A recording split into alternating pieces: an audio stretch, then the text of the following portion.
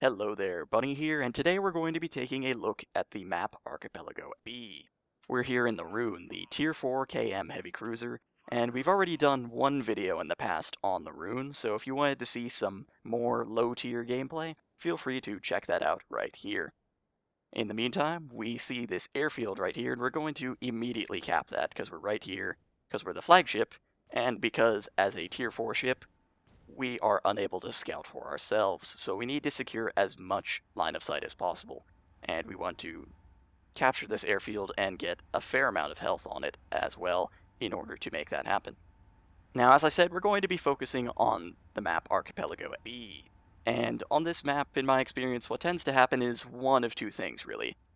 Either both teams will kind of split fairly evenly down both flanks, form really well-formed battle lines, and it'll turn into a stalemate or a kind of Red Rover situation where both teams are reluctant to advance because each flank is so powerful. And it turns into a situation of he who dares loses. The first team to advance takes massive amounts of damage and gets absolutely crushed, essentially. That's the first kind of scenario I usually see happen on this map. The second one is a little bit more dramatic. One or both of the teams will split unevenly down the flanks, so you'll have a very heavily populated flank and a very completely unguarded flank. And invariably, one team will get one of the flanks will get totally rolled, and one of the teams will get outflanked and crushed, as we've seen in our previous video, actually. So check that out as well.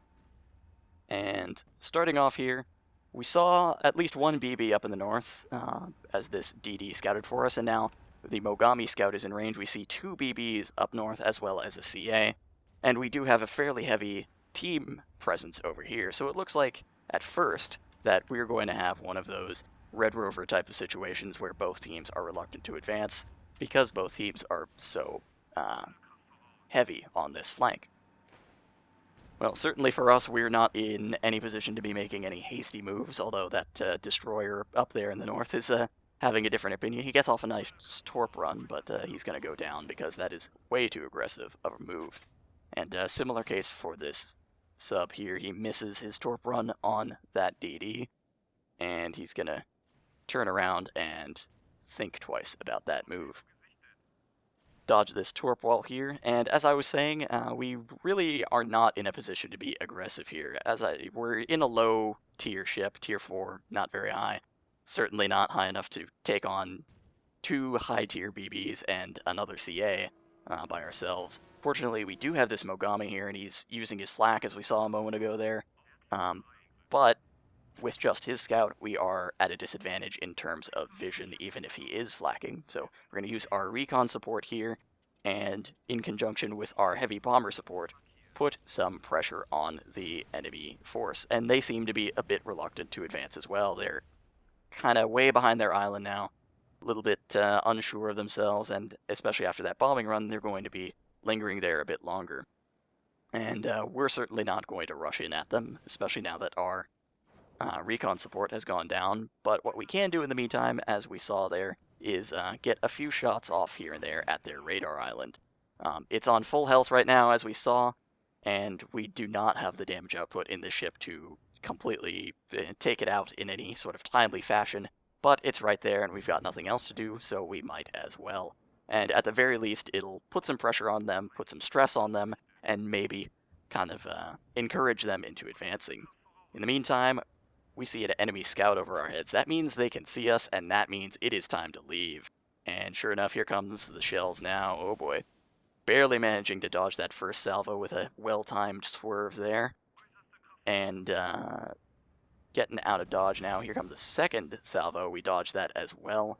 And on top of everything, if you look down in the minimap, you'll notice that we have completely lost our support of our team on this flank.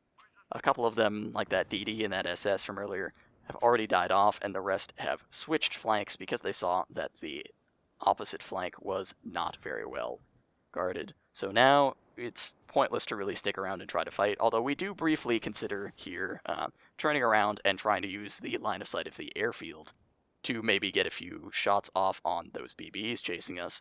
However, we decide against it simply because it's a much better idea in this case to try to rendezvous with our team.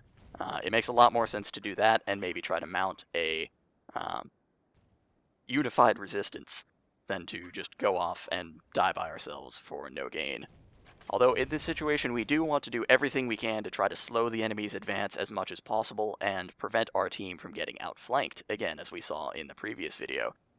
Unfortunately, again, we do not have any ability to scout for ourselves, so we can't really do a whole lot in that regard, and we're taking fire now. We have to get out of here. But there we go. The Mackinson, the Tier 7 KMBB, sails into the line of sight of our friendly radar station here, and we're able to start putting out some shots on him. So we do that, and then this CA actually appears a lot closer to us, so we have to switch our fire to him.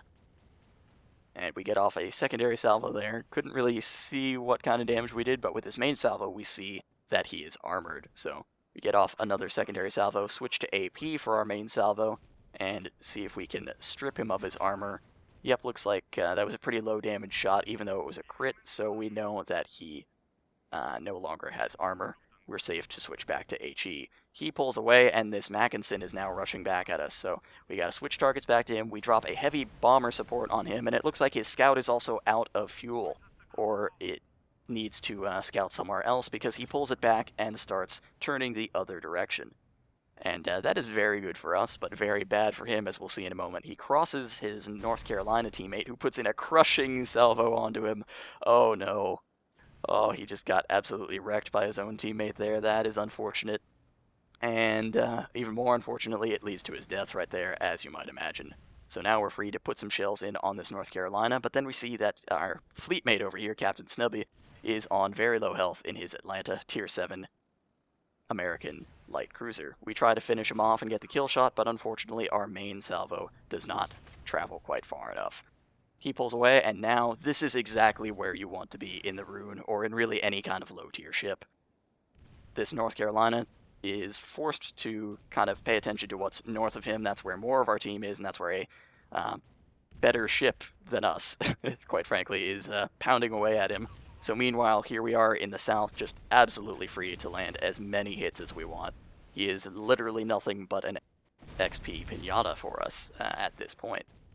And unsurprisingly, he goes down very rapidly, succumbing to the fire from me and that Mogami. And meanwhile, that heavy cruiser from before appears in the south, and we could have rushed in and kind of gotten into a close-range brawl right there if we really wanted to, but we didn't need to. We know that a teammate with better line of sight and a scout is coming in, so we can have him light up this ship for us, and he didn't need to really get in this close either. But this heavy cruiser here is actually the last enemy ship, so it kind of doesn't matter a whole lot. He puts in another really nice torp salvo there, and the heavy cruiser goes down quite easily. And that is GG. So what happened in this game, and what can we learn from it? Well, we learned that the kind of east to west movement is often a lot more important than the north to south movement when it comes to the map Archipelago B. As we saw in the beginning of the round there, we had a pretty uneven split. We had way too many people on the eastern flank, but our team actually kind of ended up overcorrecting for that. They did notice it, which is good, but too many of our team ended up switching to the opposite flank, and we ourselves were the only ones left on the eastern flank.